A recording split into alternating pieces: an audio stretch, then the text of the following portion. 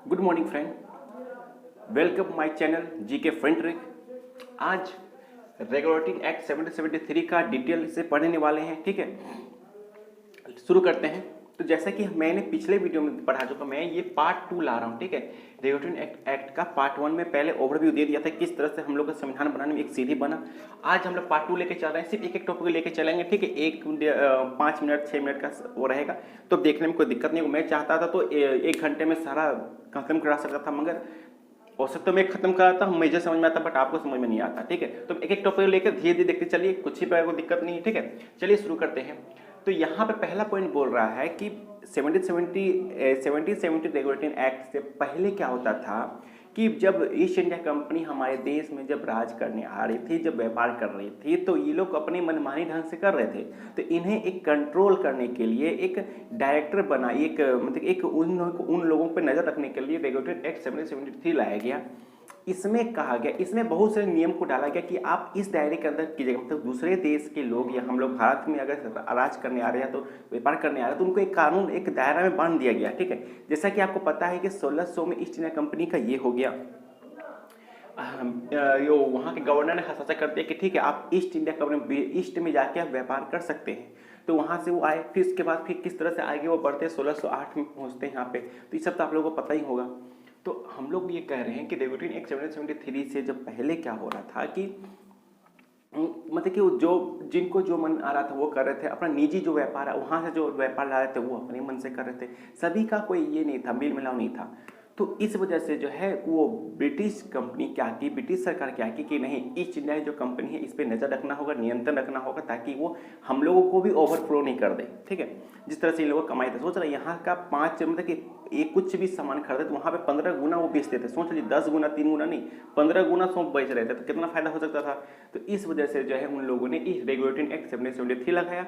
तो 1773 में क्या हुआ कि इसके बाद जो है यहाँ पे जो है एक संस्था बनाई, इसका नाम था board of control of director रखा गया। ठीक, कंट्रोल ऑफ डायरेक्टर में सदस्य रखा गया कि 24 सदस्य होते थे। ठीक है, कंट्रोल ऑफ डायरेक्टर का 24 सदस्य होता था। इनका काम जो है प्रशासनिक राजनीतिक मामलों को देखरेख करना। भारत में एक नया परिषद का स्थापना कर दिया गया रेगुलेटरी एक्ट के टाइम में ही। तो जब 24 सदस्य जो आए, अब पहला सवाल आता है कि कंट्रोल ऑफ डायरेक्टर जो थे, तो कंट्रोल ऑफ डायरेक्टर का जो है काम क्या था, तो वे इसका काम तो है निगरानी करना। किसकी निगरानी करना? ईस्ट इंडिया कंपनी में निगरानी करना। तो कंट्रोल ऑफ डायरेक्टर की नियुक्ति किसने किया था? तो अंग्रेज ने किया था, ब्रिटिश सरकार ने किया था। तो ब्रिटिश सरकार में जो किया था, जिनमें कितने सदस्य थे? तो उसमें 24 सदस्य होते थे। अब 24 सदस्य की नियुक्ति कौन कर देते? तो 24 सदस्य की नियुक्ति जो है वो जो ईस्ट इंडिया कंपनी के जो अंशधारी थे, आई मीन जिसका जो है जो इस कंपनी में 1000 पाउंड जो दिए हैं, वे लोग 24 सदस्य को चुनते थे। क्लियर हो गया? इसके पहले, ये रेगुलेटेड एक्ट से पहले क्या होता था कि ऐसी संस्था थी मगर 500 पाउंड वाले लोग चुनते थे।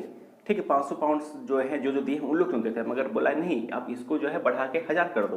तो 1000 पाउंड वाले जो थे उन्हें जो है वे लोग 24 सदस्य को चुनते थे। किसमें? इसमें COD में। ठीक है, कंट्रोल ऑफ डायरेक्टर के जो सदस्य थे। चलिए, अब कंट्रोल ऑफ डायरेक्टर समझ में आ गया, 24 सदस्य समझ में आ गया, इनकी नियुक्ति समझ में आ गया कि जो अंशधारी जो थे वो ही चुनते थे। कंट्रोल ऑफ डायरेक्टर को कह सकते थे संचालन मंडल भी कह सकते हैं, हिंदी में संचालन मंडल, और control of director Hindi English में कह सकते हैं। ठीक है, COD। चलिए, यहाँ तक तो क्लियर हो गया। फिर यहाँ के बाद टॉपिक आता है प्रशासनिक राजनीतिक मामलों को संभाल लेते हैं। चलिए, ये भी हो गया। तो भारत में प्रथम जो है केंद्र प्रशासन की नींव इसी के टाइम में डला जाता है। भारत में प्रथम केंद्र प्रशासन की नींव रेगुलेटिंग एक्ट के टाइम में शुरू हो जाता है। मतलब केंद्र प्रशासन मतलब कि कानून वगैरह का वे अपने हाथ में ले लेते हैं। ठीक है, चलिए, यही रेगुलेटिंग एक्ट के टाइम में ही बंगाल के गवर्नर को बंगाल का गवर्नर जनरल कहा जाने लगा। ध्यान दीजिएगा मैं क्या बोल रहा हूँ। रेगुलेटिंग एक्ट 1773 के टाइम में ही बंगाल के गवर्नर को बंगाल का गवर्नर जनरल कहा जाने लगा। ये एग्जाम में बार बार मैं बोल रहा हूँ क्योंकि एग्जाम में बहुत बार पूछा गया। अगर कोई जो स्टूडेंट एग्जाम देते हैं वो ध्यान दीजिएगा, वो देखे भी होंगे कि एग्जाम को क्वेश्चन पूछता है। ठीक है, चलिए, तो आप पूछा जा सकता है कि बंगाल का गवर्नर, ठीक है, बंगाल का गवर्नर, फर्स्ट गवर्नर कौन था? तो रॉबर्ट क्लाइव थे। ध्यान दीजिएगा, बंगाल के प्रथम कौन थे? तो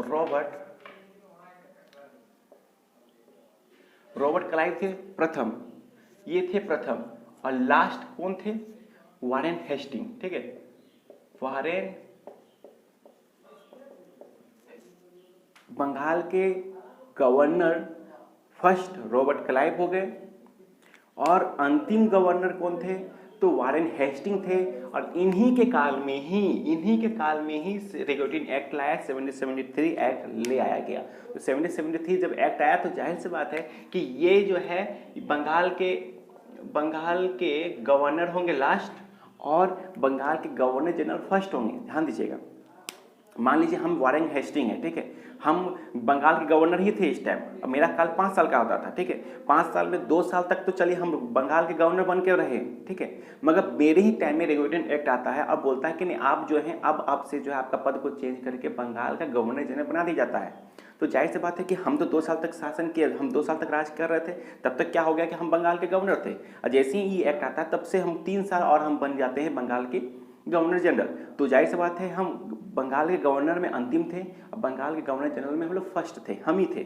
ध्यान दीजिएगा इस चीज़ को। चलिए यहाँ तक क्लियर हो गया।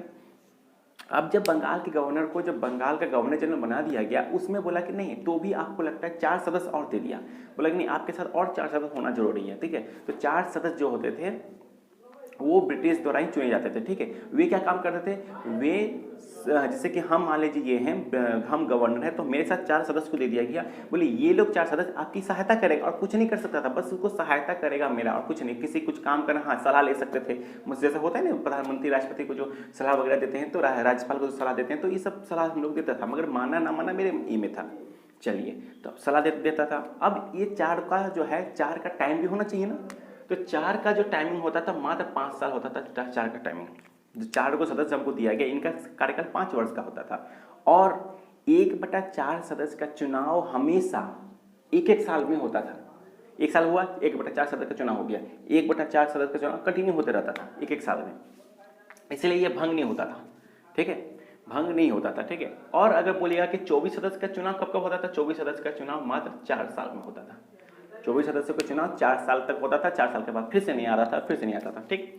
चलिए ये भी हो गया, यहाँ तक हो गया। पाउंड भी हम लोगों ने बता दिया था, वारेन हेस्टिंग बता दिए हैं, ठीक है। अब क्या हुआ कि अब जब बंगाल का गवर्नर बना दिया गया, बंगाल का गवर्नर जनरल जब बन गया, तो उन्हें बोला कि जो भी भारत में जितना भी अंग्रेजी क्षेत्र है, अंग्रेजी क्षेत्र जहाँ जहाँ वे राज कर चुके थे 1773 तक, जहाँ जहाँ क्षेत्र ले चुके थे, वे सभी जो है वो आप अपने अंडर ले लीजिए, मतलब वो वहाँ राज कौन करेगा, वारेन हेस्टिंग राज करेगा, ठीक। चलिए यहाँ तक हो गया। इन्हीं के टाइम में 1773 के बाद भी बोलता है कि 1774 में कोलकाता में उच्च न्यायालय की स्थापना होती है। हाई कोर्ट की स्थापना कब होती है, 1774 में होती है। तो किसके अंतर्गत होती है, रोलेट एक्ट 1773 के अंतर्गत होती है। वेरी वेरी इंपॉर्टेंट, मैं बार बार बोल रहा हूँ कि बोल सकते कोलकाता में उच्च न्यायालय की स्थापना कब हुई थी, 1774 में हुई थी, ठीक है। चलिए यहाँ तक क्लियर खत्म हो गया। यहीं से बोला गया कि कानून बनाने का अधिकार जो है, ध्यान दीजिएगा, कानून बनाने का अधिकार सारा कुछ ले लिया था ब्रिटेन, और बोला गया कि जो व्यापार कर रहे थे, जैसे ब्रिटिश के, मान लीजिए हम ब्रिटिश हैं, वहाँ से हम यहाँ आ रहे हैं, तो अपना कोई निजी व्यापार करने लगे कि यार चलो ये लो ये लो ये लो। इससे क्या हो रहा था कि हम उसको 5 रुपये में दे रहे थे, वहाँ से 15 गुना में बेच रहे थे उसको हम। तो बोला कि इस पर पाबंदी लगा दे कि नहीं, कोई भी ब्रिटिश कोई भी जो अपना निजी व्यापार नहीं कर सकता है, यहाँ पे खत्म कर दिया, पहला रूल लगाया।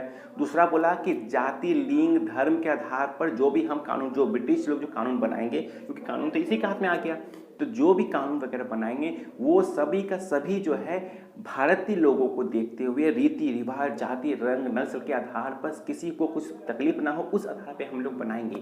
तो ये भी जो है इसी एक्ट के अंतर्गत कह दिया गया था, ठीक है। चलिए उसके बाद बोला गया कि जो ब्रिटिश कंपनी जो वहाँ से जब यहाँ ब्रिटिश ईस्ट इंडिया कंपनी के जो लोग थे, उन लोगों का वेतन बढ़ा दिया गया, और बोले कि आप लोग ना तो वेतन ले, ना ही वो किसी और दूसरे से आप भेंट लेंगे, ना ही वो उपहार लेंगे, ना ही जो होता है एक्स्ट्रा इनकम नहीं लेंगे आप, ठीक है, तो नहीं लेंगे। और वो उन्हें बंद कर दिया गया, भेंट उठ वगैरह बंद कर दिया गया, और वेतन में वृद्धि कर दिया गया। तो इस तरह का प्रोसेस को लेके चल रहे हैं, जो कि रेगुलेटरी एक्ट खत्म होता है यहाँ पे। तो यही रेगुलेटरी एक्ट का 2-4 इंपॉर्टेंट पॉइंट होता है। उसके बाद इसके ये हमेशा बोला कि 20 वर्ष के लिए हम लोग रखेंगे, ठीक है। 20 वर्ष के बाद फिर चेक करेंगे कि 20 वर्ष के बाद क्या होता है। तो 20 वर्ष के बाद फिर चेक करने के दरमियान क्या होता है कि 1784 में पिट्स इंडिया एक्ट आ जाता है, ठीक है। तो पिट्स इंडिया एक्ट में क्या होता है कि इसमें कुछ कमी को सुधारा जा सकता था। आप बोलेगा पिट्स इंडिया एक्ट क्यों पढ़ा, तो क्योंकि अब इसके बारे में भी अब हम लोग नेक्स्ट वीडियो में जाएंगे, ठीक है। ये हम लोग का धीरे धीरे लेके चलेंगे। तो ये हम लोग का पार्ट 2 हो गया। पार्ट 1 में मैंने बता दिया हूँ किस तरह से जो है ये 24 सदस्य था, 24 सदस्य फिर 18 सदस्य में कन्वर्ट हो गया 1858 में। तो इस तरह से कंटिन्यू आपको देखते चलना पड़ेगा। वो फर्स्ट वीडियो देखिएगा तो इसमें बहुत समझ में आएगा, क्योंकि सारा वीडियो का एक निचोड़ एक ही आएगा, ठीक है। Let's see. और अगर अच्छा लगे तो सब्सक्राइब करना ना भूलें और बेल आइकन जरूर दबाएं और लाइक जरूर कीजिए।